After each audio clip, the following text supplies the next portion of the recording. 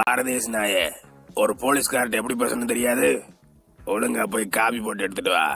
அட காபி தூள் முடிஞ்சு நான் என்ன பண்றது? அப்ப அத மரியாதையா எடுத்து சொல்லணும். நீ பாட்டுக்கு மூஞ்சில் அடிச்ச மாதிரி சொல்ற. அவர் பாட்டுக்கு ஏஞ்சி போயிட்டாருன்னா சிலையை யார் வாங்குறது? உங்க அப்பனா வாங்குவேன். ஏண்டா இவ்வளவு பெரிய கடை வச்சிருக்கீங்க, ஒரு காஃபி போட்டு கூட வச்சுக்க மாட்டீங்களா? எங்க சார் வைக்க விடுறாங்க?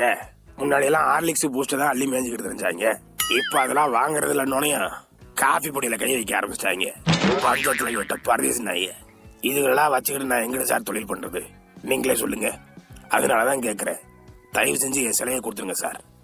சென்னையில இருந்து திருப்பரங்குன்றம், திருப்பரங்குன்றத்துல இருந்து திருச்செந்தூர், திருச்செந்தூர்ல இருந்து திருமயம், திருமயத்துல இருந்து 2 hours later. திருச்சியில இருந்து திருத்தணி, இப்படி சம்பந்தமே இல்லாம எல்லா இடத்துலயும் சுத்திட்டு திரும்பவும் சென்னைக்கு வந்துடுது. அப்படித்தானே? பாத்தீங்களா சார், இந்த ரூட்டெல்லாம் கிட்டத்தட்ட 2.5 மணி நேரம் சொல்லிருக்கீங்க. சொல்லும் போதே எவ்வளவு